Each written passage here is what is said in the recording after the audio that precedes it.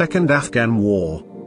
I am Brian. In this video I will tell you the story of the Second Afghan War, as recorded by the National Army Museum, in Chelsea, London. To be able to provide you more of the true history records, please subscribe to our channel, press the like and notification buttons. All the paintings in this video are in watercolor by Richard Simkinate. In 1878-80, British Indian forces fought a war to ensure that Afghanistan remained free from Russian interference. Although the campaign was eventually brought to a successful conclusion, the British suffered several setbacks in their struggle to control the volatile country. War story. Throughout the 19th century, the British government was convinced that the extension of Russian influence over Central Asia constituted a real threat to its Indian domains.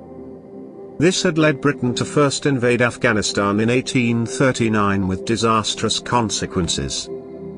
In 1876, the spectre of Russian interference appeared once more when the Emir of Afghanistan, Sher Ali, was visited by a Russian diplomatic mission. When he then refused to accept a British envoy, the Viceroy of India, Lord Lytton, decided to act.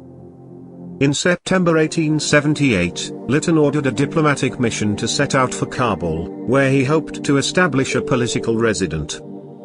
This was a cost-effective way for British India to control the foreign relations of buffer states. When the mission was turned back at the eastern end of the Khyber Pass, the British decided to replace Sher Ali. View this object. In November 1878, 3 British columns, consisting of 40,000 men, invaded Afghanistan. One column marched through the Bolan Pass and seized Kandahar, a second occupied Ali Masjid fortress to secure Khyber Pass before advancing to Jalalabad, while the third advanced along the Kurram Valley towards Kabul.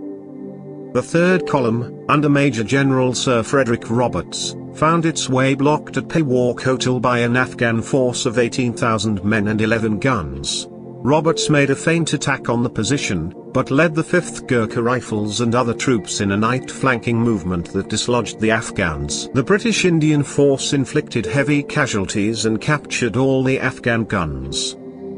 View this object. Sher Ali fled from Kabul, only to die of a heart attack soon after. He was succeeded as emir by his son, Yaqub Khan, who signed the Treaty of Gandamak in May 1879. In return for British support, he accepted the presence of a British envoy, Major Sir Louis Cavagnari, and British control of Afghan foreign affairs. Neither the new treaty nor the new emir was very popular in Afghanistan. In September 1879, mutinous Afghan soldiers from Herat appeared in Kabul demanding back pay from the British. Cavagnari refused their request. Accompanied by rioting Kabulis, the soldiers attacked and fired the British residency, killing its 200 occupants, including Cavagnari. Yaqub Khan did nothing to intervene. When news reached India, Roberts was recalled from leave and put in command of a new force. Its mission was to reach Kabul and identify those responsible for the attack. Suspected rebels were to be tried and, if found guilty, executed. Yaqub Khan was to be either defeated or deposed as occasion required. Roberts' force was opposed by the Afghans at Charasayab, despite the fact that Yaqub Khan had by then joined the British column. Roberts defeated the Afghan force and reached Kabul in October. Trials and executions began, but supporters of Yaqub Khan and opponents of British occupation rose in revolt. View this object. Several Afghan armies then marched on Kabul. The city had to be abandoned for the more defensible Sherpur cantonment, situated to the north. Just before Christmas, around 50,000 tribesmen attacked the 7,000-strong garrison. By dawn on Christmas Eve, the tribes had been dispersed. Roberts then reoccupied Kabul. In May 1880, Roberts was joined by Lieutenant General Sir Donald Stewart, who had advanced from Kandahar and defeated an Afghan army at Ahmed Khel.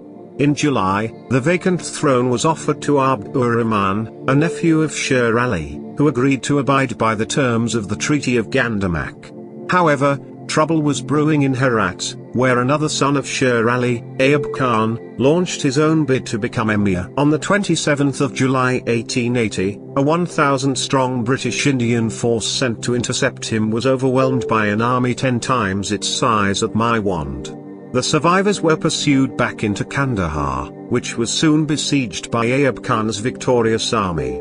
View this object in response. Roberts led a force out from Kabul to Kandahar. Despite the difficult terrain and oppressive heat, he covered over 500 kilometers in 20 days, hardly losing a man. On the 1st of September 1880, he defeated Ayub Khan outside Kandahar and ended the siege. The British left Afghanistan in the hands of Abdur Rahman, who agreed to conduct his foreign policy through the government of India. They also seized several Afghan districts in the Khyber and Kurram border areas. However, the provocative policy of maintaining a British resident in Kabul was quietly dropped. The last British and Indian soldiers left the country in April 1881. Please subscribe to our channel, press the like and notification buttons.